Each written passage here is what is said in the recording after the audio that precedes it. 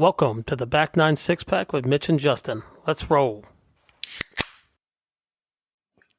Hello and welcome to episode 111 of the Back 9 Six-Pack.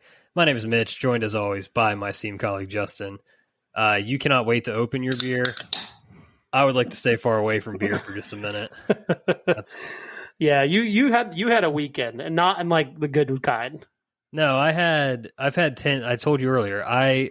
For the first time in 9 days, slept in my own bed last night. Twice in the last 10 that I've been able to do that. Not great. The home renovation straight into the wedding weekend is not for the faint of heart. And yeah, there's wedding weekends, and then there's wedding weekends with kids. There's very different things. Another level. It just like the toll that this weekend, coming off the back of the staying with my in-laws for a week, took on me and my body, and honestly just my soul, everything was significant. Yeah, and I don't know how you feel, but I love my bed at home. Like we've got a very firm memory foam mattress. You don't get those in a Holiday Inn. You don't get those in a Staybridge Suites where I stayed in Scotland. Like, you don't get those anywhere other than home. So I am very biased towards my bed, and I like to sleep in it. So yeah, I'm 100% with you. I hate to throw stones here, but I'm just going to throw it out there. We stayed at a Courtyard. It's a Marriott chain. I'm not a Marriott guy, just for the record. You're not? Or No, I'm not. I'm not a hotel guy generally, but like I understand the circumstances in which you need to stay in a hotel, this being one of them. Yep. But like, man, so we got a suite because we had the two kids with us. So we're like, all right, we'll be able to put, the one kid in the other bed and the other kid, we got a room we can close the other kid into, all that. Susie and I were pretty confident that when we booked it, that we had ordered a 2-queen suite, thinking that Zach could have a bed, we could have a bed, and Cole would have like a pack and play or whatever situation. We showed up and it was a king bed in the suite. We did have a pull-out sofa, which did help, but just not the setup we were looking for, really. And so Zach kind of slummed it on the pull-out bed, which I slept with him on the first night because he was a little hesitant about it. My God, I think I've done irreparable damage to my lower back.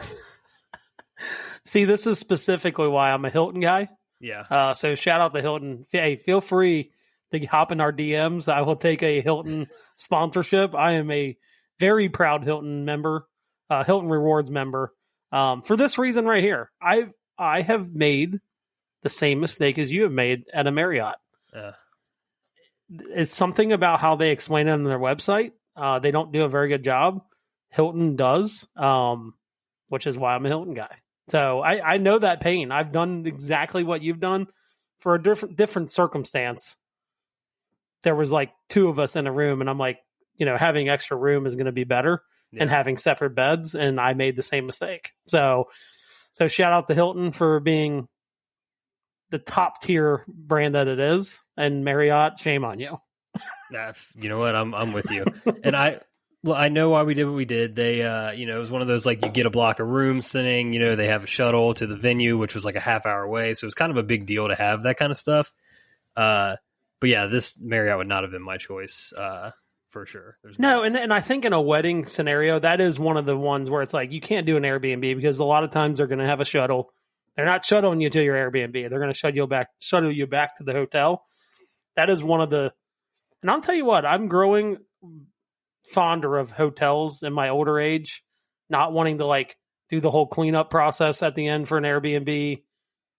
Like, I'll pay the extra. I actually don't think they're more expensive at this point with the fees that Airbnb charges and stuff like that. So, but if you're an Airbnb person, a wedding is 100% the hotel way.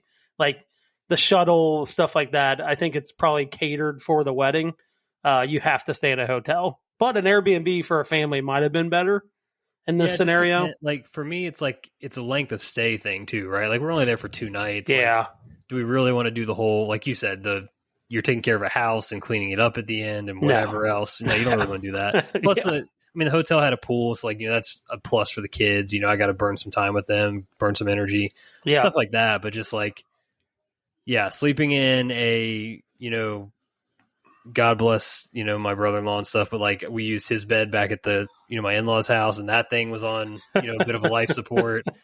And I've got, we had to pull the one kid in the one night, then, you get to the hotel, same situation. I'm sleeping with one of the kids, Susie's sleeping with the other one. Like, you're just not in your own space, your own bed, and, all that stuff. So like, it was just tough. And has your bed bias, like wanting to sleep in your own bed, is that like a more recent development? Because for me, it was like 33 is when that really started to hit, where it's like, man, I need my firm mattress. Like, I used to not care. I'm like, I used to love staying in hotels. Yeah. And now I'm like more than one night it's a stretch. I think for me, it's more just like the being in my own space more than anything. Like, I mean, we do have a really nice mattress. We just got a new one last year when we upgraded to a king size bed. So shout out to Lisa Mattresses. Fantastic. That's a wire cutter recommendation. I live my life by wire cutter. And it's been awesome. But like, it's more just like, I want to fall asleep on my couch watching, whatever sports are on, and then go up to my bed and do my thing or whatever. I feel you there. When you're like tiptoeing around the hotel room, like you can't turn lights on. You can't, it smells kind of musty in there to begin with. Like, just all not ideal. And then you couple that with the fact that like I was kind of on, it was like real daddy daycare situation for the weekend, because pretty much everybody else was in the wedding. I was not in the bridal party because of like, the numbers, you get uneven people, so you got to make tough cuts. Yeah. I got a tough cut there on that one.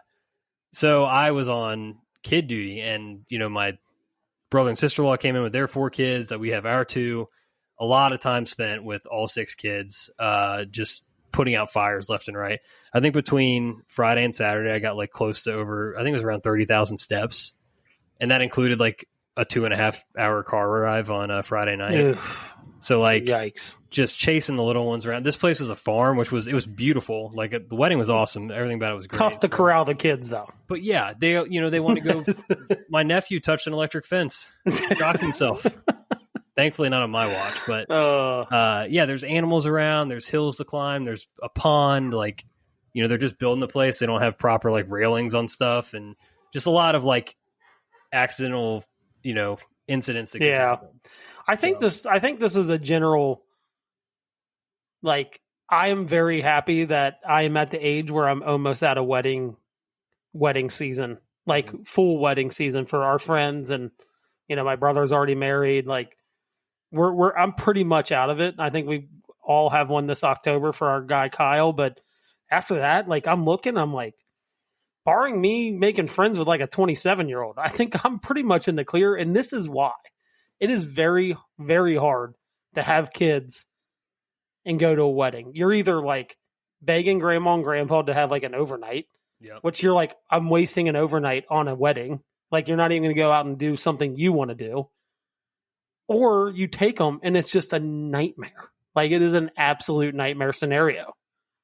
Yeah, the tough part here was like they were both ring bearers, so like they got to be there. So I didn't even have like an option. But that's what I'm saying though. But in general though, like even if like, I've been to a wedding and, Danielle was invited, but like no kids were invited. So it's like we all went. I went to the wedding, and then it's just a tough scene because then now I'm behind the 8 ball because I went and had fun at a wedding. The next day, I'm not really feeling like doing a lot. Yeah. And now I'm like in the driver's seat with the kids. So yeah, I love weddings, but I'm very happy. Like we were on like a 2 to 3 summer wedding pace there for a while. Yeah. I think I've got a few more coming up than you do. Susie's got a big family, and she's like the oldest among them. So like 2 of her cousins are getting married next year. She's got other siblings that, in the future here, maybe getting married soon. So like, there's just a lot going on that front for me. Well, God bless you, friend. That is, I don't know what else to say to you other than I'm very strictly out of the wedding season, and you're still trucking along here. Yeah, look, I love weddings. Don't get me wrong. Oh, no, I don't want this to sound like an anti-wedding thing. I am very pro-wedding. Yeah. They are a lot of fun without kids. That's what I say. I love weddings. I love my kids. I don't necessarily love them weddings together with my kids. Yeah, that's kind of what I think I learned this weekend. That is so perfect. But before we move on, speaking of renovations, I am in a new spot here. We did minor renovations. We finally turned our office into an office, so that's cool. I don't have a whole lot hanging up right now, so hopefully in further shows I'll have more hanging up. We had a test run today. Me working at home in this office with kids home because it was kind of rainy outside today. It went well, surprisingly well. Look, the odds were against us. I was for sure that there was going to be something go down, like when I'm on a phone call or anything. Like nothing happened. Some like pop-ins when I'm on the phone, and I'm kind of like, just to avoid all conflict, like just please get out, like so you don't say anything super loud. But I'm enjoying it. I got a nice desk. Shout out to her name was Lisa over in Mainville. Gave me this desk for a solid deal on Facebook Marketplace. That's how I know I'm getting older, because I'm starting to buy stuff on there. But yeah, we're in new digs. I love it, and that's where we're recording that. Yeah, so we'll watch the background behind you to see everybody watch for development, see what gets hung up there. Major more, flexes in the back. Yeah, no more UK basketball, Ohio State locker backgrounds. Just get absolutely bowled over by a rando on YouTube. Yeah, exactly. We'll take care of all that stuff. We'll get you dialed over there. All right, everybody. Thank you for listening. As always, please smash that like button, subscribe, rate, and review the show. Follow us on social media at Back9Sixpack. We will get to some fan mail later in the show. That'll be awesome. And also, always, if you want to leave some fan mail yourself, please, down in the show description, just click that link. We're going to hop in and do our PGA Tour stuff now, because it felt like tonight we had a good chunk of just golf chat to get to. And our fan mail question, like I just mentioned, from our guy Tommy Turndogs, is a part of that. So felt like it might flow a little better if we just kind of get past the Rocket Classic real quick. Yeah. I didn't watch any of it. I had a wedding weekend. Aldrich Potgieter wins 5-hole playoff. Good redemption story for him after getting the Brian Campbell, ricochet off the tree back into the fairway and taking that L. Dude rips. Like, he is a absolute flusher of the golf ball. Yeah, and I love it. Last week we mentioned about how it was such a bomber's track, and we didn't take like the biggest bomber in the field. So there's that. And by the way, I'm a big fan of South Africans. I had a roommate, and shout out to Blake. I had a roommate in college that was a South African. Really became accustomed to their culture, living with him. So, and they all, unfortunately, our guy that won did not come out like most South Africans with a 6-pack and a faux hawk. He may have the faux hawk option, but I don't think he has a 6-pack. No, probably not.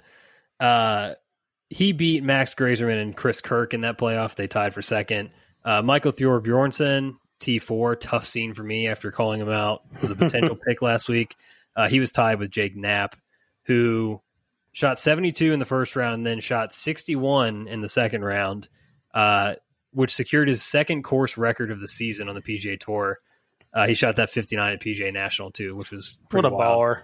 11-shot swing, 2 course records in a season. Did not win either of those events, though. So that's... that's a tough scene. I still say his girlfriend is a excellent Twitter follow, just in case anybody's wondering. Yeah, yes. We've covered that one before for sure. Some notables here. T8, Matt Fitzpatrick trying to find some game. Colin Morikawa, T8. Do you see all the kerfuffle he had with some of the media again? So I'm pretty sure he does not have a publicist. He definitely needs to spend some money and get one, because he's just digging holes left and right for himself. Yeah. I don't get it. I think he's manufacturing it a little bit too, right? Like he's 100%. Yeah. His ears are perked up for anything that may be construed against him. Yeah. I don't like it. But there's definitely a revolt going on, and it's across all stages of golf. Did you see the Padraig Harrington situation in the Senior Open? I did, yeah.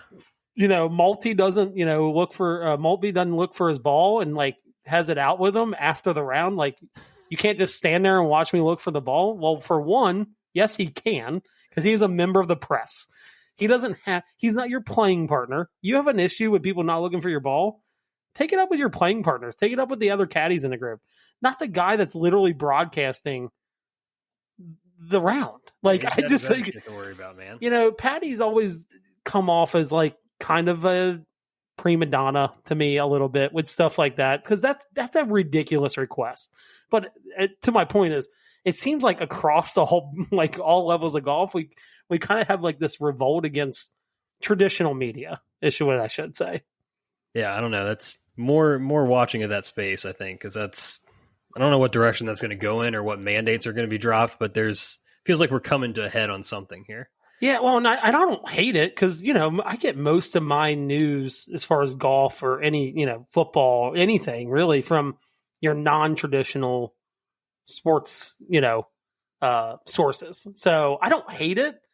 I don't particularly like how they think that these media people should just be mouthpieces for them either. So, because that's kind of how it's coming off. Like, well, yeah, I mean, that's like the whole difference between actual media and like PR, right? Like, yeah, 100%. Like, you want something, some fluff piece out there, like have your publicist do it. Like, not someone that writes for Golf Digest, Yeah, I mean, those lines have always been blurred historically, but they seem to be more and more so nowadays, of course. Oh, for sure. Yeah. Okay. T13 for Hideki, along with Ben Griffin, who continues the ball, and your boy, Minwoo Lee. Came out of the gates hot. Very hot. And he had the course record for what, about an hour and a half? Yeah, exactly. Well, a little longer. He slept on the course record, I guess. Or no? Yeah. No, it got broken like later on Thursday. Yeah. Okay. Yeah, kind of ho-hum the rest of the way for a T13. T41 for Keegan, just calling this out after the win last week. Probably some grace given, but, just for the people that think he's like top fiving every week, he doesn't. So no, he doesn't, but he's making cuts. So, like, speaking of making cuts, that's what we're doing. T46 for Scam Young. We just cannot help a T40. Dude, we love a T40. We are very, we're very humble. We make humble livings on in our one and done. God forbid we ever make a solid paycheck, but we get what we need, right? Never more than that. No, I think we might make a run at the BMW Championship this year. I think we're getting enough points. One good showing, one good showing coming down the stretch here in the playoffs, like in the first playoff at Memphis. You never know what could happen. No, truly. Miscuts, Wyndham Clark, Max Homa, and I put this name on here first. I'm hearing of or seeing this name, Stephen Fisk. Shout out to the official caddy of the Back Nine Six Pack, Jay Green. I believe he's got a spot on his bag, at least for a little bit here. Steven is a graduate from the Corn Ferry Tour from last season.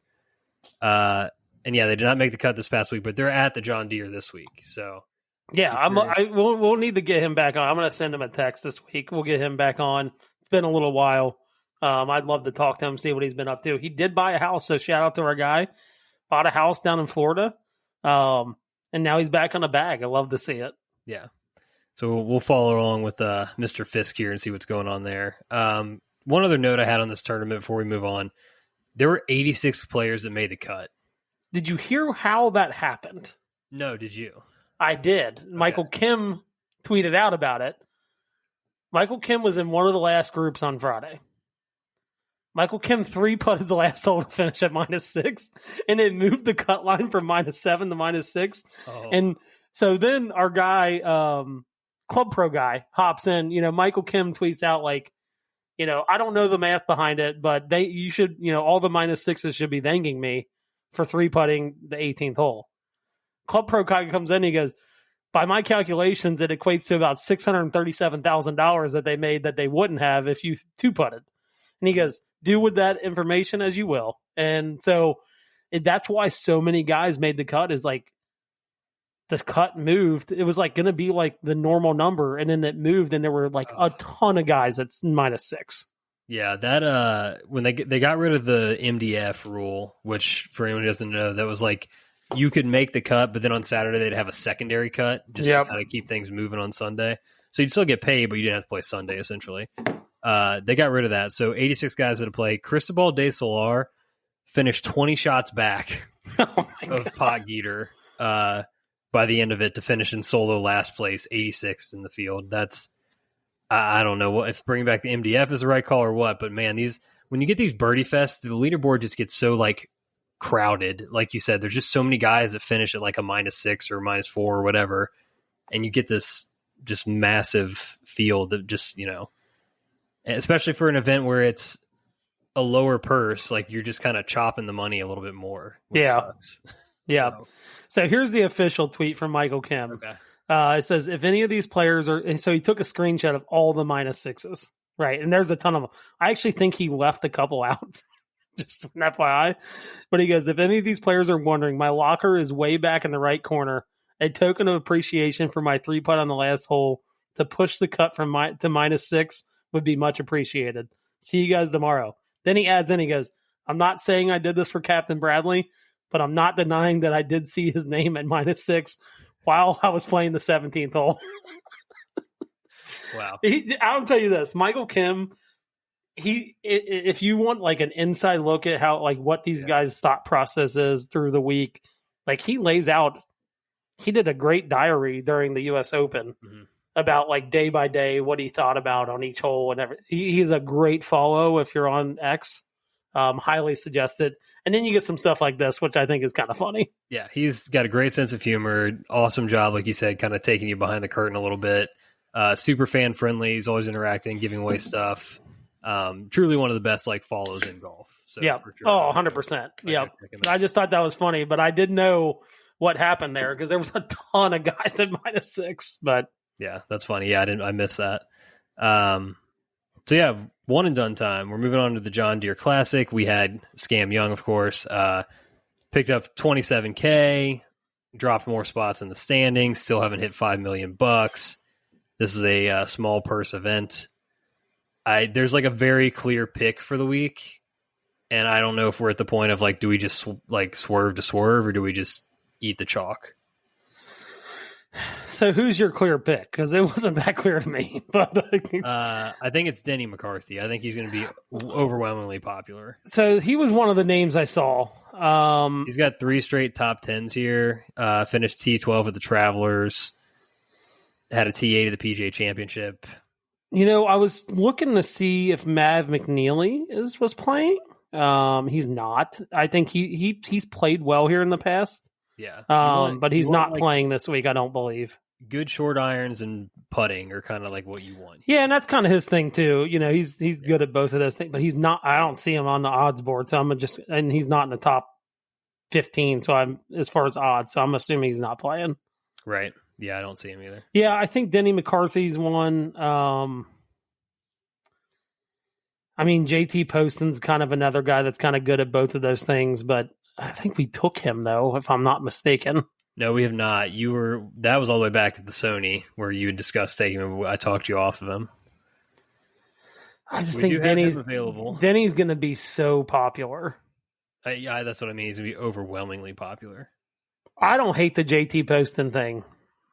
You want to get wild and just do something really dumb? Yeah, let's do it. Dude, I'm not saying we have to, but we can talk about it. We're T46 in every week. At this point, we kind of have to go off the reservation a little bit.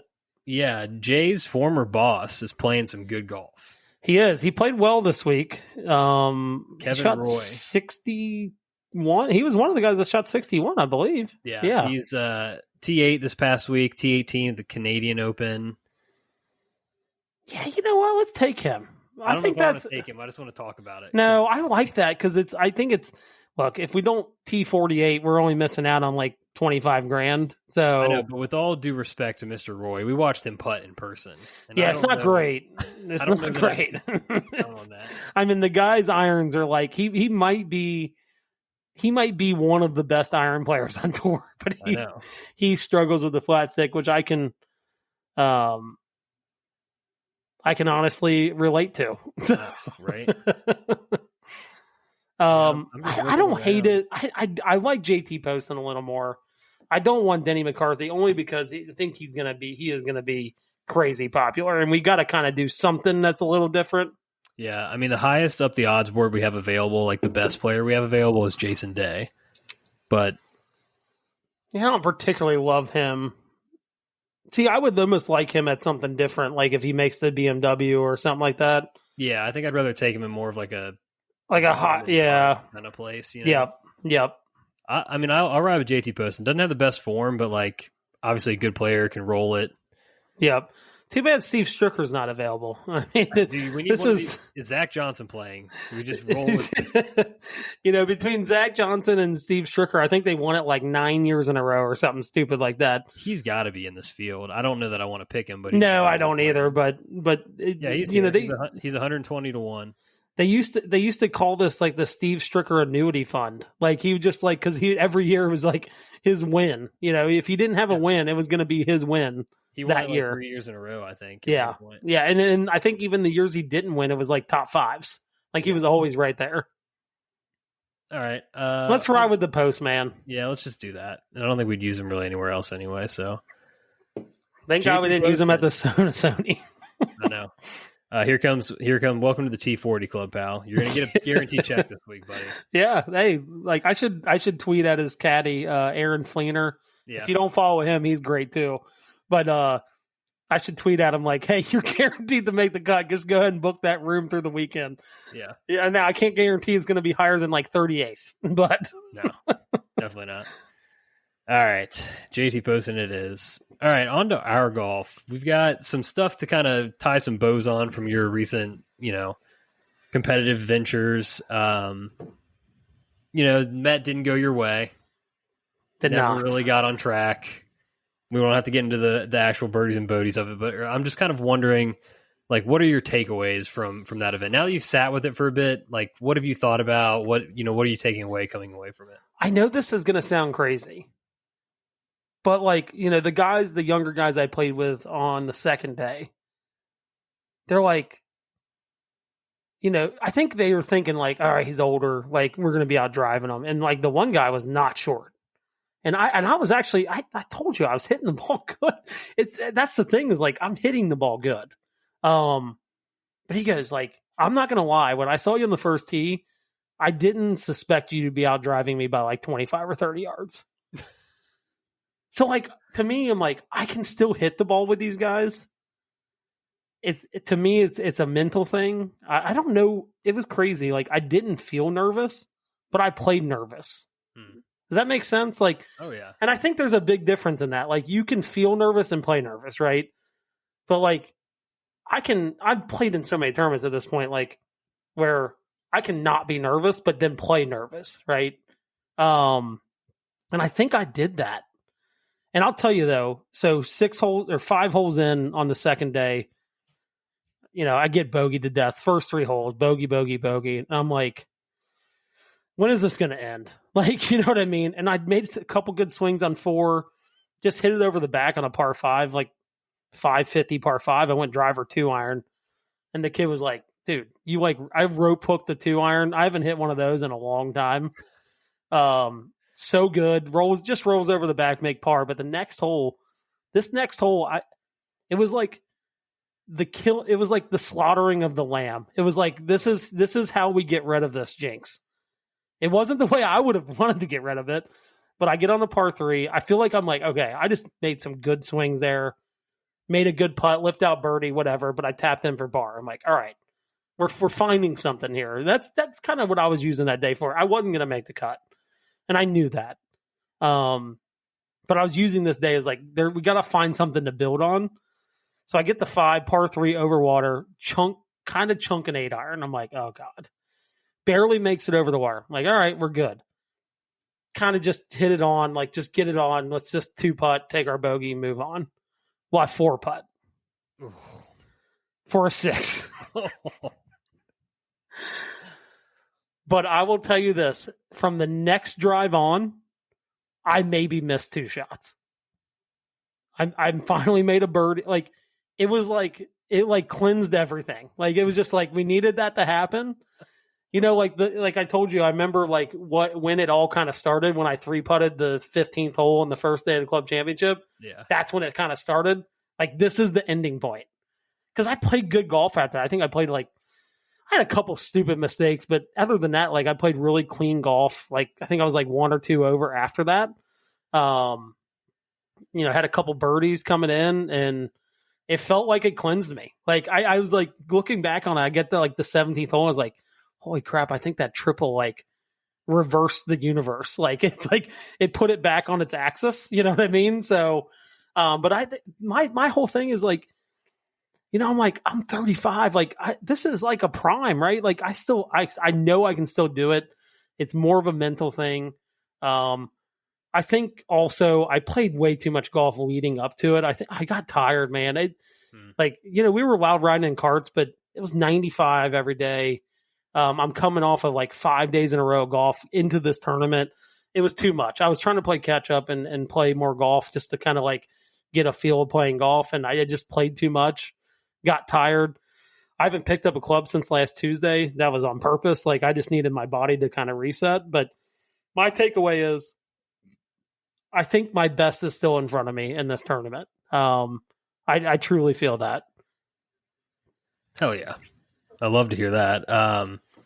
So I gotta ask you, because I think since Pat asked us a question about his putters, you have broken a putter, gone back to like a 20-year-old putter, benched that one for another different putter. Where are we at with the putters? What's going on? Well, so we had this conversation in my basement last week. I think it was after the show. Yeah. And I was like, I think I'm going back to the stroke lab tomorrow. Like, the regular stroke lab. And I said, it's funny is like, I benched it because I got a putter and it felt good. That putter never did anything wrong.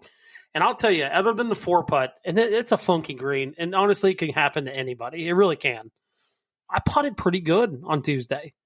And I started to remember, I'm like, why did I ever take this thing out of my bag? I'm like, this thing rolls the ball so well. I had really good touch with it. Like, I'm like, why did I ever take this? It just started to dawn on me. Like, this should have never been out of my bag. It should have never been taken out of my bag. And so that's kind of where I'm at. Like, don't, if you're punting bad, switch, right? Like maybe bring something in off the bench, but like, don't ever just switch to switch, right? Like, I think that's kind of where I was. And then I started to realize when I was hitting really good putts with this thing, I'm like, I never had a reason to take it out of my bag other than I got something new. Yeah. You get a new toy, you just want to mess around with it and could lead you down a path. I think there's our next merch idea might be in that sentence that you just said, basically that 4-putts can happen to anybody. I think we need some t-shirts. I think we need a t-shirt for that. That is such a good, can happen to anybody. It can happen to anybody, man. You think you're immune? No one's immune to a 4-putt. Not even Ernie Els. No, definitely not Ernie Els. But no, I think I just don't know why I took it out of my bag, and I think it's here to stay for a little while. I'm hitting really good putts with it. I'm really excited. I'm going to go up and maybe hit some practice putts tomorrow, because other than like practicing on the green before the Tuesday round, I haven't really like gotten on a green and like really did a good putting session with it. So I'm looking forward to getting out there and doing that tomorrow. Hopefully, barring any rain. We've just been kind of rainy around here, but yeah, I think looking back on that question, if you need something different mentally, I get it, but don't just change to change. Like, don't ever do that. It's you kind of get rid of something that might be working for you. Yeah. Any other upcoming events you got? I don't know what's on your calendar. No, I think my next event's the Stampede. It's crazy, man. The USGA events have become so popular. Yeah. The Mid-Am in Cincinnati is already full, and they're not even playing Camargo this year. But I got the Mid-Am, the Cincinnati Mid-Am at the beginning of, I think it's like the second week of August. Other than that, pretty light schedule. We got the Stampede and then the McGonigal and member guests, things like that. But outside of that, not a ton. I really want to try to find something to play in just to maybe get some more tournament golf under my belt, but we'll see. Yeah. Cool. Well, flip it over to me. You were not there Wednesday night. You scheduled break from golf. Good on you for that. I just had one of those rounds in league where it was like, there's just so many things that went wrong from good spots and stuff like that, where it was like, I think I told everybody after, I was like, I'm the guy in the boat that's like sinking and I just don't have enough flex seal to slap on. It'll be like, good drive, but then, oh shoot, here's the hole in the iron game. I'm pulling it way left and I'm making a bogey. Or I'll hit the green. Oh, here comes a 3-putt. hit a bad drive, good recovery, but I can't get up and down. Like, just like any way that I could make a bogey was what was happening to me. And so I shot 42, and I feel like right now you put me on the white course, I'm going to shoot you can write 42 down. I don't know how I'm going to get to that number, but it's going to be it's going to happen. Yeah. Yeah. And it's just like, so I just sometimes like, I don't forget, but I don't take advantage enough of, I have a lot of good golfers in my friend group, and I don't ask them enough questions. So I talk to you every single week. You're a plus handicap. So my question on the agenda was just like, how do you, like, you kind of talked about it with your, the Met.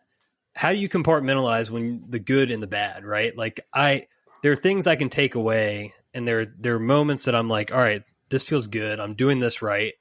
But then like I'm so tied to the score at the end of it that it's like hard to like remember the good stuff. I'm just focused on the bad. Yeah, this is going to sound so weird. This is something I started last year because I obviously have very well documented bad rounds last year, specifically at Coldstream. I had an 88. But like when I lay down at night, I'd sit there and I'd picture every good shot I hit. And it might be two of them. Like if there's only two of them, I try to in my head play them on repeat. I kind of did that with the putting. Like before the second round, I'm like in my head how many putts I remember making, and it could be on any course. But I'm like just remember hitting that putt and seeing the ball go in the hole. Like that is a good way to kind of be like, okay, it wasn't all bad, right? And kind of seeing. I started that last year, and it seems to be like, I don't know, at least helps you appreciate the good shots you hit. And there might not be many, right? Like in a round where you don't hit a lot of good shots. But I think laying there at night and being like, all right, like picturing like, oh, I remember this 7-iron I hit. Like I hit it good. Like the result might have been not like great, but like it's on the green, right? And just trying to picture that shot and how you hit it. Like I do enjoy doing that. Like if you're talking about on the course, yeah, it's hard.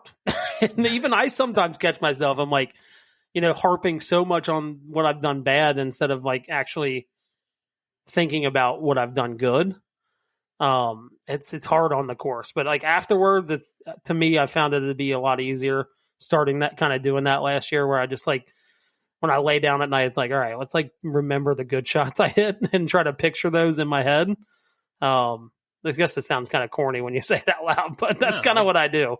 Yeah. And I think something that I've been struggling with, and we've talked about this a little bit, is like, I feel like I've made a lot of decision errors in the golf that I played this year where, I'm a club too long on something or whatever, or like I'm firing at a pin that I shouldn't be firing at, like things like that. And so Wednesday night, like I kind of made a commitment pre-round of like, all right, we're just going to focus on getting decisions right. And then like try to live with what the results are. The problem, what you just said right there is exactly how you should that's kind of backs to what I said, right? Like I played nervous, so I'm like trying to avoid outcomes rather than just accepting the outcomes. Yeah, and that's like playing nervous. Like maybe you might not feel nervous at all. It's Wednesday night league. You probably are not nervous, right? But there's something subconsciously is making you play. And that is the biggest thing. And I want to give credit to who said this, but I heard this like a couple years ago. They're like once you can accept outcomes before they happen, the more free you're going to play. Yeah. Like what's going to happen is going to happen. And you trying to guide the ball or avoid this hazard or this, instead of just picking a point and aiming and hitting it at the target that's has the best possible outcome. If you just make a good swing, like if it goes right into the hazard, so be it. Like it happened. It is what it is. But accepting outcomes is a big part of, kind of getting over that, like quote unquote playing nervous or like making bad wild swings when you probably shouldn't have. Yeah, I think so. Because I've been dealing with all those decision errors, I think it has bled into creating execution errors. So, like, for example, Wednesday night, we're on the white course, like I said. So, hole 4, not a lot of people are going to know that, but it's like a medium length par 4, tricky green. Yeah. There's trouble right and left. Yep. Okay. I hit an okay drive, a little bit toe hooky. It was fine. But I have a wedge in my hand, but I'm between wedges. And it's a back left pin, which if I'm long of that, that's pretty fucked. Yeah. So I'm like, all right, we're going to take the lesser wedge. 100%. Okay. Hit the shot, hit it pretty good, what I thought was pretty good. Well, the greens are soft. It hits the front of the thing, and it's from the rough, and it spins back when I thought it might jump forward. Yeah. So I have a long putt from the fringe. Which the scoring average, though, from the front fringe is probably almost a half a shot lower than it is from over the green for that kind of bend. So it feels like, okay, I did the right things there. But then I proceeded to leave the first putt way short, and I essentially 3-putted for a bogey. And so that just like is one of those things where I'm like, man, I feel like I did the thing right. I still took punishment for it. That's like, to me, that is the exception to the rule. Like, what happened to you is the exception rather than the actual rule itself. Like, when you make the right decision, sometimes just things aren't going to go your way, right? Yeah. But if you continue to make the right decisions, more than not, it's going to go your way.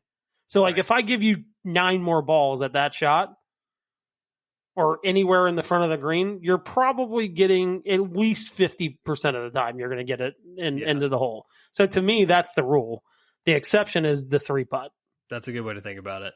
Because then you flash forward to hole 6, for those who don't know. Long par 5, but the tee shot's a little tricky when you're playing from the forward tees, because for people that hit a little bit longer, driver brings a ton of trouble into play on both sides of the hole, specifically left. So I was like, all right, we're going to try to hit 3-wood today. I'm going to lay back a little bit and avoid that trouble. Execution mistake. I top it into the shit. Just immediate, like, fire is coming out of my ears like a cartoon. Super pissed off. I'm like, man, I feel like I made the right choice, and I messed it up. And that resulted in a double, because there's just no way I would have had to basically make a birdie on the second ball, essentially. Yep. See, that's the exception, though. Like that. I know, and that's such a good way to frame it. Like that's the exception to the rule. Yeah, that is because so that hole specifically, right? It is anybody hits the ball further than 275, driver even 270, really, maybe even 265. Driver's not the play. It really isn't. Now, can you get down there if you hit a perfect drive? 100%. Right. I've said this a couple times. The worst thing that happened to me on that hole is 3 years ago. I made 4 eagles on that hole in 1 year. The worst thing that could have happened to me. Because you know what I kept thinking? Driver's the play.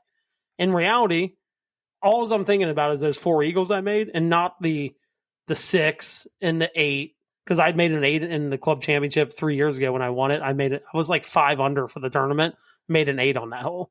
But I was thinking about the 3 eagles instead of being like, oh man, like I've made bogey a ton, and I've had like a 7 and an 8. Like, I wasn't thinking about those things, but I've played it differently this year, and I bet this year I'm under par that hole. And there's like no doubt in my mind. I know for a fact I've birdied it like 6 or 7 times. But I don't think I've bogeyed it yet, though, hitting less than a driver off the tee. Right. So to me, let's just say I whip out a 2-iron, like from the blue tees, I'll either hit 2 or 3 wood, just depending on how much it's rolling out. To me, let's just say I miss a swing and hit it right and goes into stuff. That is the exception.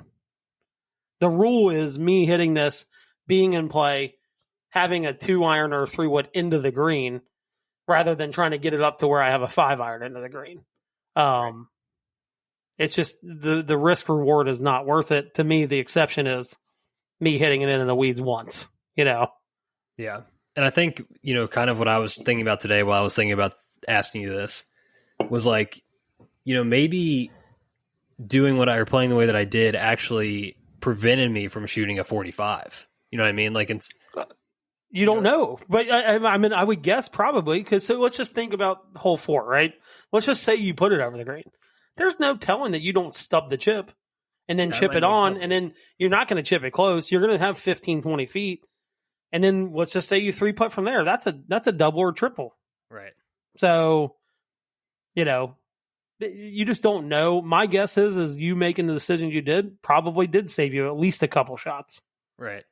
Yeah, because I didn't hit it particularly well that night, to be honest with you. But like, it just felt like I was caught in this nexus of like, if I did hit it good, then I make a mistake like that or whatever. And I don't know. So that's such a good perspective of like realizing that these things are sort of the exception. Like you have to commit to the process, commit to the plan first, and then you have to be satisfied that you're able to do that. And then afterwards, the outcome is the outcome, right? Yeah, I saw a really good quote from, and this kind of ties into it, like with the whole like playing nervous thing or maybe overthinking things. It came from Hal Sutton, and Hal Sutton said, there's two types of players, okay? And I think most people fall in this first bucket. There's people that need to know a little bit, and there's people that need to know a lot. There's very few people, specifically amateur golfers, that need to know a lot. Yeah.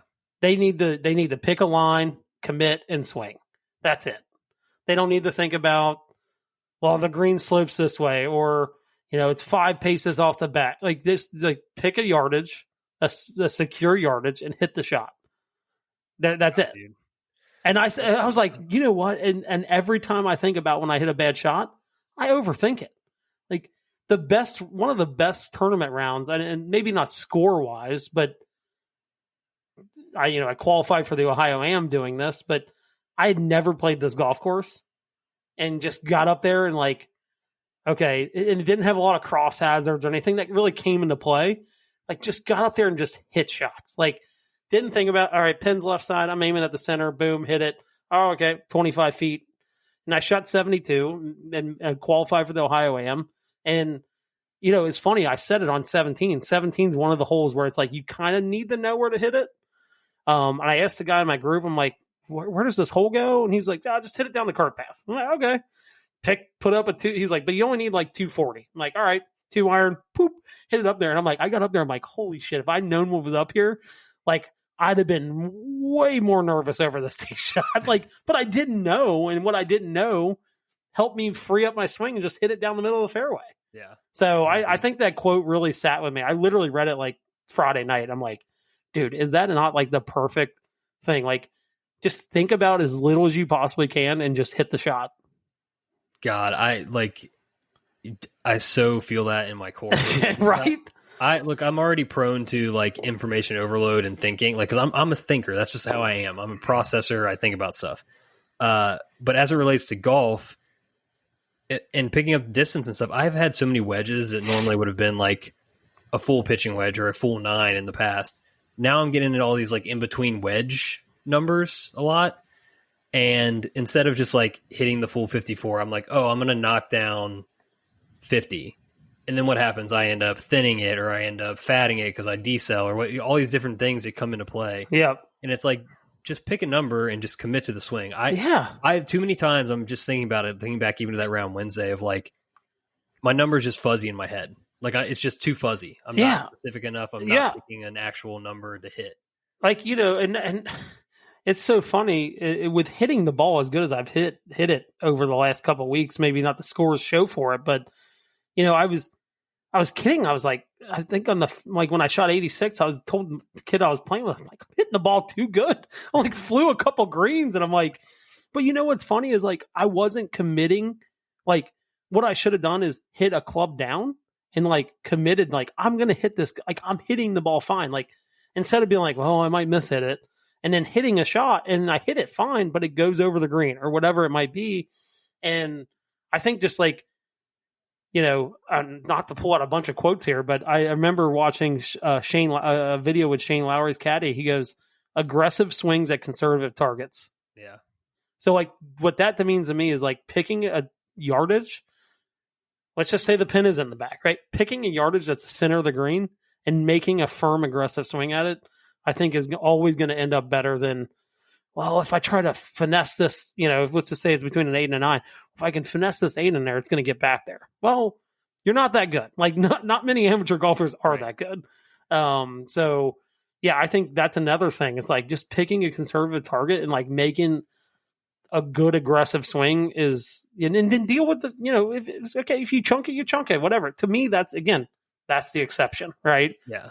I think for me too, like I'm just realizing it now so much. Like on our course specifically, there's a decent amount of false fronts, right? Or like Yep. runoffs in the front of greens. And so I often find myself very worried about that for some reason. Yeah, but why are you hitting to the front of the green? Right? One, that, but also two, like for example, into 9 white the other day, very minimal runoff there. It's barely going to come off at you if it does. The pin was front right, number was 115. That would normally be like a hard 54 for me, and that would be fine. Instead, I'm like, oh, I got to carry this false front, so I'm going to hit a soft 50. Then I bone the wedge into the bunker, and now I make a bogey. Whereas just hit the 54. If you spin it off front, you got an easy chip back up at the freaking pin. Or just this, right? Like if you have a 100-yard pin, right, and it's on the front of the green, and you have a 90-yard club. Let's just say you're 60. You only like to hit 90 yards, right? That's about what I do. Like, we'll never try to hit 60 further than. I mean, I could hit it 100 yards if I really wanted to, but I don't. But my next club up is 110. Well, if it's a front pin, the back of the green is not 110 yards, right? No. It's probably like 120. So why are we not hitting the 110-yard club? Maybe you choke down just a little bit on it, but just hit it to the center of the green. Like, more than likely, as an amateur golfer, you're going to miss hit it a little bit. And you know what's going to end up happening? You're going to be pin high at the absolute worst. The worst case scenario is you're center of the green. Yeah. I mean, it's good to be conscious of the miss. Like I get that, yeah, because you like a left pin, you don't want to hit it, you don't want to miss it left, right? Which is why you should be aiming at the center of the green. Like, that's what we're talking about. It's the same goes for short and long. If the pin's on the front and it's 100 yards, and you have a 110-yard club in your hand, and you know to the back of the green's 120, why are you just not taking a nice full confident swing with a 110-yard club rather than trying to finesse something in there?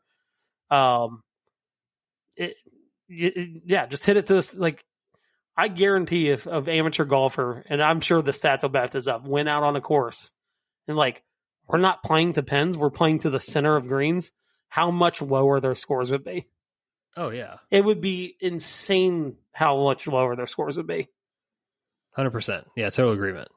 But I think within that, the solution for me, I think, and what I'm taking away from this is just like, commit to that number to the center of the green. Don't have it in the back of your head, any of the other stuff. Don't let the number get fuzzy. None of that. You just have to make a committed golf swing. Yep. I think that's what I'm struggling with. Because here's the thing. Like, if you're hitting to 100 front pin and the middle of the green's 108 and you have a 110-yard club in your hand and the back of the green's 120, unless you skull it, which is not going to happen if you're making a confident swing, you're not going over the green. Yeah. It's going to be on the putting surface somewhere. Right. But I mean, I think realizing the penalty of the miss too is a big thing, because it's not, I don't think it's as big in a lot of scenarios as I make it out in my head. Like on 7 white, if I spin it off the front on 7 white, so be it. Who cares? Who cares? You get back to the long left and the pin's in the front you're right. Dead. You're now dead. I got a problem, right? So it's like, it's the nuance of like planning for the miss, but also like understanding the penalty for the miss. Yeah. Like what is the downside here overall? Yeah. A lot of times, probably not as much as I feel like it is. Yeah, probably. Yeah. God, man, this has me fired up to play now. Like, I know. I can't wait. I'm back in Wednesday Night League on Wednesday. I'm looking forward to it. Me too. God, that's so good. All right, this actually leads us into our fan mail, like I was mentioning before. Shout out Tommy Turndogs, my guy. He, I know he had a struggle on Wednesday night as well. I won't say the number, but he did not have a good time. I didn't have a good time. He had a worse time, I'll put it that way. And we had talked a little bit earlier in the year how he was struggling with what he wrote in about. So he said this season there have been 3 times where I was playing my 16th hole at about 7 to 9 over. I managed to turn those 3 rounds into 83, 83, 84. What's your best strategies for finishing a good round well? Yeah, so I've got a really easy one for this. I've been using this forever. Actually, back to college when I had some like really good rounds and qualifying rounds going, and I'd be like 3-4 under and somehow shoot even. And I kind of, this is back when YouTube started and like reading stuff on Twitter and all that. But the one thing I do is like, as soon as I get to a moment in a round where I'm like, I realize like, and it's fine to realize that, right? Like, I don't want you to like, just ignore your score. That's stupid. You're never going to be able to do that. No, that's impossible, right? If you have one of your good rounds going, you're not going to be able to be like, oh, I'm just not going to think about it. Well, you are going to think about it. That's stupid. And trying to get yourself to do something that you're never going to do is you're setting yourself up for failure. So what I do is literally, I go, all right, I'm 3 under right now. I've got 6 holes to play, 3 hole rounds. That we've got 2 3-hole rounds to get through, and my goal is to play the first 3-hole round at 1 under, and then when we get to the through 3 holes, let's see where we're at, and then we're going to set a goal for the next 3 holes. So I'm taking the total score out, but I still have a goal to shoot, right? And so when you think of it that way, so like if you're like for him, he's 7 over, right? He's got 3 holes to go. He's 7 over. Looking at it and going, okay, if I can play these next 3 holes at 1 over, like I'll be happy with that. And then it takes the total score out, but you still have something that you're playing for. Yeah. And it kind of condenses that goal rather than being like, okay, I'm trying to finish at 7 over. Well, that's easy. It's a lot easier to be like, okay, to get the 7 over, I got to finish even par. So I'm going to try to make 3 pars in a row. And I've always found that to always help me. Like, and when I play my best rounds, I do that, and I've always found that really works.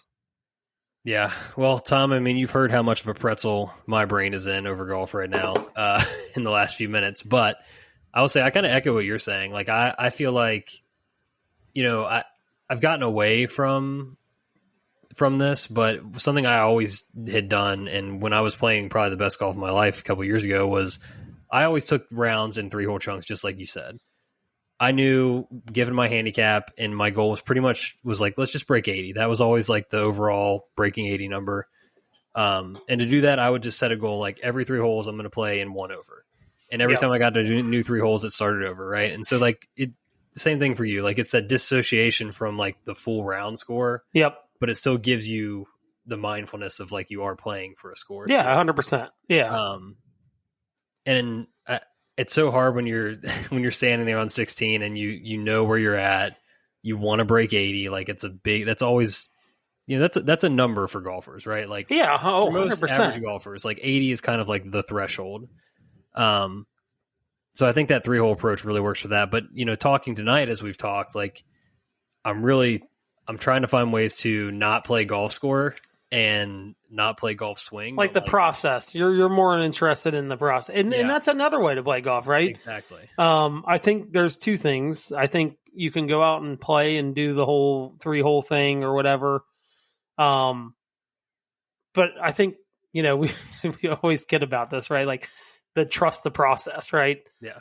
I truly believe to get to where you want to be, it is a process, right? Like right now, I think I'm doing everything right. I think I'm thinking of everything pretty, maybe outside of playing nervous, but like the process is what matters. And eventually the process is going to win out to lower scores. I truly believe that. But to tell yourself that you're never going to think about your final score is stupid. That's why you got to kind of, it's like, like a little kid, like when you don't want them to go over here, like you just got to show them something over here that's just as shiny and new and like is something to play for, right? Yeah. I think that's what you're trying to do with your head. If you're like, all right, I'm 6 over, 3 to play.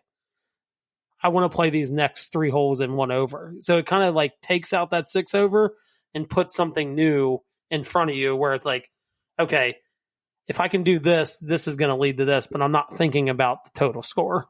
I think this may apply to the situation, though it's not directly the same situation. But a couple years ago, I got into a little bit of mindfulness stuff. Like I didn't get too deep into meditation and whatever, but like more the side of it of like feeling what's in your body, like naming it, just kind of being able to like regain like your homeostasis, right? Like get your heart rate down, your breathing down, all that stuff. So something that worked for me, and I honest to God believe this has like led me to being a better birdie maker. You just like when you can feel yourself, you're over a birdie putt, or you're like you just hit it close on the green, you're walking to it, and you can already kind of feel like this is for birdie. You can kind of feel like maybe your heart rate gets up a little bit. Yeah, you're thinking about it too much. Just being like, this is a 3-foot birdie putt. I've made 1 million 3-foot putts before. Like just literally just saying to yourself, like in normalizing whatever situation you're in, like does so much for me in terms of like calming my nerves and stuff. I still do it to this day. Almost any time that I'm over a birdie putt, you can imagine that you can bet that I'm probably telling myself like you've made these before. Yeah. And it really I think works. that's a good thing. And that goes for any situation, concluding like what we have coming up, right? Like the Stampede. You get in these situations that most, I play in tournaments, but it's a higher pressure situation. We're playing for some money and things like that. Like to just normalize the situation, right? Yeah. And you guys laugh at me for hitting driver, but to me that was like my normalizing the situation. It's like, why am I going to do anything different? Like if I pull out a 2-iron there or whatever, like that's the situation playing me where I'm like, dude, I hit driver on this hole all the time. You know what I mean? And to do something different would be putting myself in a situation where it's not normal, right? It means more. Was the exception, not the rule, as you told me. It is. So, but that's what I'm saying though. Like that was part of me normalizing the situation, like just to feel no nerves and being like, I've hit this shot 100 times. Yeah. Now it didn't work out for me, but like to me, like if you give me 100 more balls, that might happen like 2 other times. Yeah. Like that bad of a shot, right? Like hitting it into the weeds. Right. Like I feel like 97 other balls are probably in play somewhere. And like 3 are not. And that was unfortunately one of the 3. But I think to me, the thought process was like, why am I going to do something different because I'm playing in this? It just doesn't make any sense. Yeah. Like you should always play golf the way you want to play all the time. To be like, unless you're in a scramble, like I get that, right? Like there's holes you're not going to hit driver on, but to play golf any other way than what you would play it normally, just because it's like, it's the shootout, right? Like I gotta be conservative. Like, no, that's crazy. Just like goes back to accepting outcomes, right? Play the way you play and accept the outcome. It is what it is. Sometimes the ball doesn't bounce your way. Yeah. And I mean, it's very rare that like anybody in a situation like that, you're not going to just get given, the win or whatever. Like you're going to have to hit a shot at some point. Let's just say I stripe that drive, right? And I get in the front bunker like I tried to do. And God, who knows? Like, I'm an amateur golfer. Like, I could have bladed the sand shot, right? Like, the ball sometimes in the swing, just you're an amateur golfer. Like, sometimes the ball's just not going to go your way. And which, like our tournament, like, which makes it so much fun because it's like, it's so hard to win. Like, we talk about it all the time, like, especially in the shootout, like, you need like 1 or 2 good breaks. Like, you just do. Yeah. Like, whether that's someone else hitting a bad shot or you hitting a bad shot and kind of getting away with it. Like, but that's how golf is. And to try to like control the outcomes is just insane. Like you're just going to go crazy trying to do it. Yeah. Last thing. And that includes like the score thing, right? For sure. Yeah. Last thing I'll say while we're still kind of in the golf discussion stuff, shout out again to the guys at No Laying Up. DJ and Neil hosted this week's episode and they did a lot of like their own personal golf conversation. And I guess Neil had been reached out to by a PhD student who's kind of on the path of becoming like a sports psychologist. Okay. And one of his takeaways from talking with this guy was that you have to believe your own bullshit. And that resonated with me so much because... Dude, isn't that the truth though? Like I have such a high like bullshit meter. Like I value authenticity. Like but in my golf game, and I think a lot of golfers are this way, we're almost too self-deprecating and we don't allow ourselves to think that we're as good as we either are or can be. Yeah. Well, so you don't allow yourself to be good. You know what I mean? Like you're almost like, no, like I'm a 6, like this, I'm going to make that mistake. I'm going to make this bogey. I can't hit that shot. You got to almost just believe like, no, dude, I can like get up here and I'm going to birdie this hole. Well, and also just like, and we kid about it all the time, right? Like I always say like best putter at the Elks. That's Mitch Wilcox, right?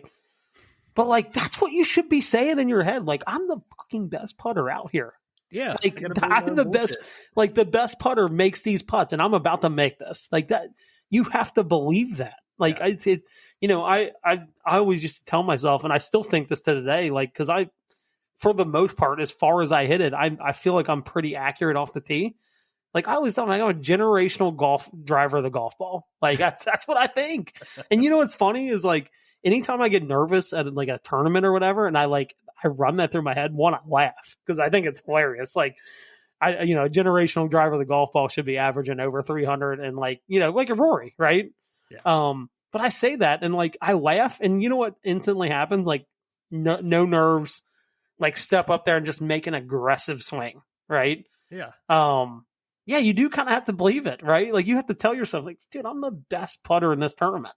Like no one's going to take that away from me. It works the opposite direction, right? Like if you're same thing where you're thinking about don't hit it left, right? You're probably going to hit it left, like or you're going to hit it so far right because you're trying not to hit it left, like you're going to get in trouble. Yeah, so why not tell yourself, no, I'm going to step up and I'm going to hit this green right now. Like, yeah, talk your shit and believe it. Yeah, and that goes back to like the whole aim small, miss small, right? Like if you're aiming at a pinpoint on a tree, a leaf on a tree, like the chances of you missing it more than 10 yards on either side of that leaf are probably small. And now if you're like, oh my God, I have a 20-yard area to hit, it kind of brings in a bigger miss. So, but I think believing in your, like, you laugh about, like, look, I could go through a stint where I hit the worst tee shots in the world, and I would probably still believe I'm one of the best drivers of the golf ball I've ever seen. Yeah. And I can play like crap, and I still think I'm the best. Like, I could hit the worst tee shots in the world. The next round, I'll get up on a tee and think I'm the best driver of the golf ball that I've ever seen. Yeah, if I can allow myself to think I'm as bad at golf as I think that I am, I can certainly allow myself to think 100%. Yeah. Right. And who you, like, here's the thing, like if it doesn't happen, like the only person that knows about it is you, right? Like, God, I just said I was the best golfer in my head, and I just missed a 4-footer. You're the only person that knows that. So yeah. Well, you're putting, everybody knows it because I say it, but sure. But I mean, some of that is like, honestly, like you putting air in my tires, I think that goes a long way. Like I need to be able to do that for myself is what I'm trying to say. It's funny. Everybody gets on me about getting on Ryan when we play in our tournaments together. But you know what? Like I build him up too. Like he'll be getting over a wedge. Like, man, like, I've heard people say that you're the best iron player out here. Like, you know what I mean? Like, and it's like there's something about someone else saying it too. Like, you're like, you know what? Fuck yeah, I am. Right? Like, that's hell yeah, I am. I think, we allow ourselves maybe sometimes too much. The negative self-talk is bad. Well, but just like, it's easy to build your confidence when someone else is telling you it. But it's kind of like if your mom tells you you're handsome, right? It's the same thing as like if you tell yourself you're good at golf. You're like, yeah, well, it's my mom. Yeah, but if your wife was like, man, like that shirt looks good on you, like, well, at least someone else believes it too. Like, because I kind of got in front of the mirror and was like, I don't know about this. Right. Yeah, it's hard to create self-confidence. Yeah, that's the thing. So, Tom, to answer your question, I think what we've come to here is it's nothing to do with your golf ability or your physical abilities or anything. It's all mental. It's all in your head and in your chest. Those are the things that we got to address here, and that's talking tonight has really made me excited to play again. Well, I think we just leave it with this: like, you got to be an Uncle Eddie, right? Your heart's got to be bigger than your brain, for sure. 100%. All right. One last note on fan mail to get to. Your guy Michael reached out to you, former neighbor. You brought up the story about the golf bags last week, right? Yeah. So he reached back out. I know he listens, so thank you, Michael. He sent a nice note over. He just said, "Hey, hope you and your family are well. Thanks for the shout out on the podcast. Retirement in Florida is going well. He golfs a lot, but he's probably out for the year, unfortunately. Rotator cuff surgery. And then he got physical therapy after that. But he just wanted to say hi to you and the family and just let us know he enjoys the show." Yeah, love Michael. Like I said, he lived a couple houses down from us. They moved to Florida. Their summer's like our winter. You know what I mean? Where it's kind of like, I can do without golf for a little bit. Yeah. Because it's so freaking hot. So I'm glad at least the injury came now rather than in the winter when you probably want to golf. But we miss him. I'll tell you what, Michael has the best salsa. Like if you get a girl from Texas to like your salsa, that means you're doing something right. My wife loves his salsa. It's missed every pool party we have. So I hope him well. Hopefully he gets back out on the course. He posted some interesting videos this winter of some serious alligator action on golf courses. So I'm hoping he gets out there so I can enjoy those in the winter. Nice. Yeah, definitely rest up, get well, Michael. Take care of that because I know that's no not an issue or an injury to play with. So yeah. All right. It is time. We are heading to the patio for the Patio Beer segment. Anything goes on the patio. I will lead us off this week because I think it's a little more golf chat. I saw on social media, as one does, Luke Clanton. Have you seen this clip of him going around? I have. Okay, so I heard about it. I have not seen it. So he talked about how this summer, maybe last summer, I forget. It might have been last fall, actually. He saw online somewhere something called dark meditation. Sounds like an Aaron Rodgers thing. I'm just going down 100%. So he apparently what he'll do before his rounds is he'll literally sit in a dark room, eyes open, and he will, in a meditative way, go through like his upcoming round, like try to visualize the shots, see the positives, the misses, the good shots, all that stuff. For sure. And he said sometimes it takes him upwards of 30, 40 minutes, just depending on the course and how well he knows it and all that kind of stuff. But so he's adopted this dark meditation practice, like literally taking away your one of your five senses. Is this something you would ever consider doing? Yeah, what? I think it kind of goes back to what I said when I sit down at night and like think about the good shots I hit. I think it's along those lines of, yeah. I don't hate it. It's funny. I saw a video of the Blue Angels. Did you know that like before they go up and fly, they do a eyes closed in seats, like dry run of their shifts and everything like that? I think it's kind of along the same lines, right? Like visualize what you're going to do before you go out and do it. I think I could get on board with this. Yeah, I think it's kind of something I want to start playing. No, I don't necessarily want to do dark meditation, but like if I can, in the moments when I have them, like think about the round a little bit beforehand. Yeah. Like I want to, not that I want to like take every decision away, but we just talked about the decision errors I feel like I've been having and things like that. Like I think if I had a little bit of a plan going into rounds, it would make me think less about the things that I don't know. Go. Yeah, they could go wrong, or like, I wouldn't be thinking about golf swing and stuff as much either. Like it would just be like, I've already planned this. I just need to go hit the shot now. Yeah. Kind of thing. Versus like, I'm trying to get a number. I'm trying to remember the thing that I'm working on in my swing. I'm trying to do like hit this, all this stuff. Plus then you'll be like, oh, now all of a sudden it's windy, or, there's where the pin is, things like that. Like, I think the idea of the visualization like beforehand is a good practice. Well, I mean, every other sport has a game plan, right? Like everybody, like football coaches don't go into football games and go and like, I don't know if we're going to throw or run more this game. Like, no, they know like we're like, hey, defensive backs are not good. We're throwing the ball, right? I don't think golf should be any different than any other sport where it's like you got to go in with some kind of game plan that you're prepared, thick or thin, to stick to, right? And I think that helps your decision making too, right? Like if you get up over a shot and you're like, I'm in between clubs. Well, in my head, when I did the visualization, I was hitting the center of the greens. We're not trying to go for that back pin. We're hitting to the center of the green, even if I'm not going to get it back there. Right. I think if you like, it makes decisions a lot easier. I can get on board with this for sure. Yeah. And then I think it also, especially like from an off the tee perspective, like, if you've already decided pre-round, like I'm hitting this off the tee, if you're not taking driver on whatever hole, then that decision's made. It's not like you're not in that indecision while you're standing over the ball anymore, right? You've already committed, and it just makes it easier to commit is what I'm trying to say. Yeah. And also like, I think it just, again, I think it really would take away from some of not just the indecisiveness, but like the thing, like I said, the thinking of the golf swing and the thinking of just the extra thinking that doesn't involve the actual shot. Yeah. Oh yeah. 100%. Yeah.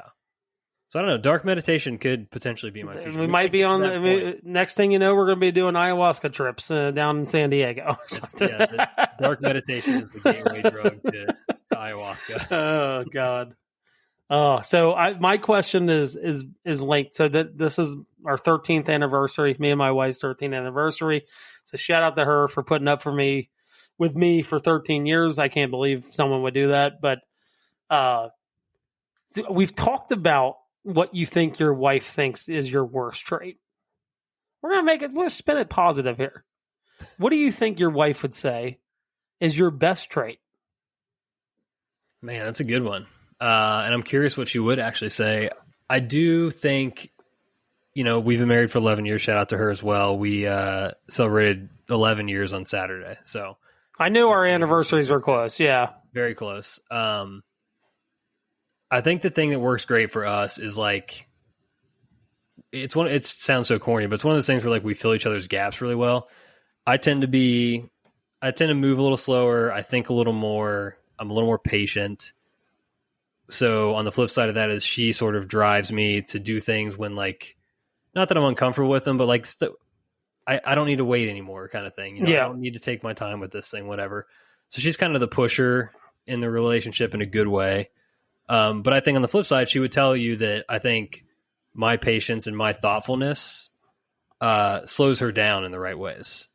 And so I think that like a yin and yang thing. Yeah, I think she would probably say something along that lines. Like beyond just like, you know, hopefully she thinks I'm a really good dad and, you know, all of that. Yeah. I think she would most appreciate. But I think like character trait, that's kind of what I'm going for. I think that's probably what you're thinking of right now. I think she would most appreciate my patience and my like thoughtfulness. Yeah. That's a good, and I would agree with that, honestly. I think I am not patient and I'm not very thoughtful at all. So, which I think is probably part of why we're friends. So you got to have people in your life that have things that you don't. So, so like it's a yin and yang thing, right? Like we're very different people, but like in the best ways. Like everything I do is completely opposite of what she's good at. But I think if like my best trait, if she said one, would probably be my outgoingness.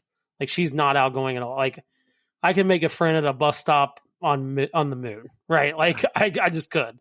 That's not her thing. Like we actually did a trip on our 10-year to Key West.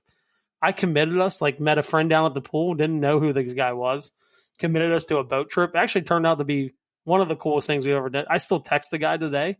We're still friends. Like we still text every once in a while, but like I think because that's not her at all. Like she would just go on this trip and hang out by the pool and not talk to anybody. But I think in the long run, like she would understand like, oh, that's a cool memory. But like it would never been created had it not been like for me, like making a random friend at a pool.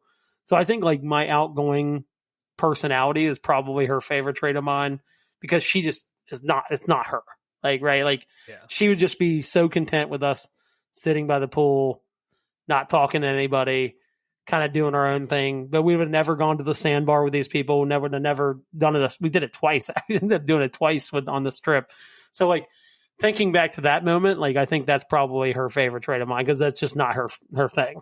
Yeah, I mean, I'm the same way as Danielle in that regard. I've benefited from your a lot in my life. So truthfully, like I know people that I wouldn't otherwise know.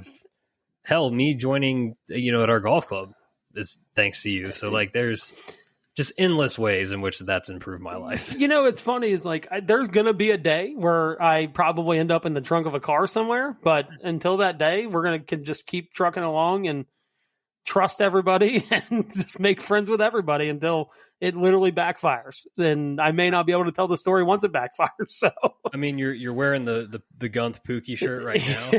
I think this is a great example of that. That day on the Wrigley rooftop, like you and your socialness made that day absolutely electric. It was already going to be awesome, but it took it to another level. And I'll tell you what, mine and Gunth's friendship does not go back that far, right? Like it really doesn't. Like when you think of the timeline, we met at Nick's wedding.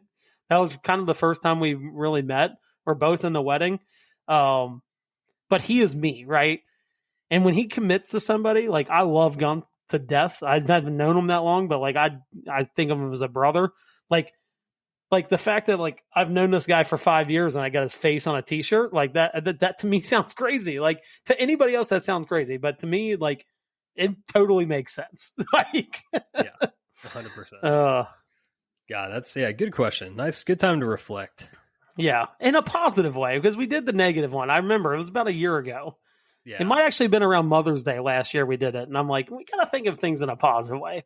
Yeah, because to spend 13 years with somebody, you gotta like something about them. That's the thing. So this is a good full circle on the podcast moment because we started off with the wedding chatter and all that, and like to think that like we're 11 and 13 years in, like we got crazy kids to take these things. Like we've kind of graduated a little bit in life, like it's not just us at the wedding and having a blast or whatever. It's like this is down the road. Yeah, this is what down the road looks like, right? And shout out to Megan and Daniel. They got married on our anniversary. They completely surprised Susie and I. They had, which I think is kind of cool, by the way. Like, if someone wanted to get married, like if like I had a sibling that was like, I want to get married on your anniversary, you cool with that? I'm like, hell yeah, dude, that's fucking awesome. And that's what we told them too. And so they surprised us with like a special dance for just the two of us. That's awesome. The whole wedding. And it just didn't connect with me like when we were walking out to the dance floor. But then they started playing our song from like our first dance.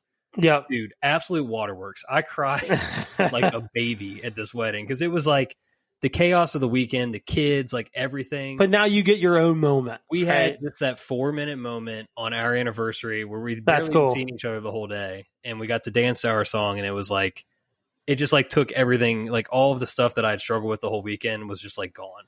And it was such a perfect moment. I can't say thank you enough to them. You know, it's funny, like when you say that, like today's our anniversary. It's a Monday. There's not a lot going on, but you know, what's funny is like, we did things based around our kids. Like we didn't have a ton of stuff going on, but you know, like we got done with dinner. It was like, oh, kids, you want to go down to the pool? Like, let's go down to the pool. Like we didn't do some special dinner. I think it's funny is like for the way I think of it is, 10 years from now, when all of our kids are gone, we have plenty of time to do those special dinners and things like that to include our kids in our anniversary celebration thing. I think is the way to do it. But it is nice to get like that one moment where you're like, after we're done here, like we're going to watch a movie or whatever. That's all I need, right? Like you just need like that hour or two or whatever, 4 minutes really all is what you guys got. I think that's what matters. Yeah, it's like it's so easy in the day to day of being a parent with young kids to just get lost in the we got to make dinner, we got to get back, we got to get these kids to bed, and then it's like turn around and do it all over again.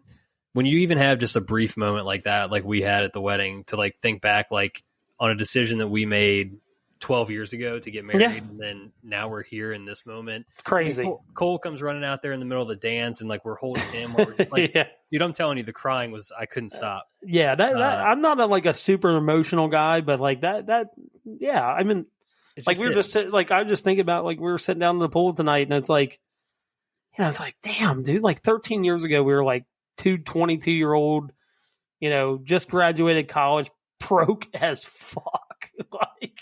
And now we're like sitting in a pool.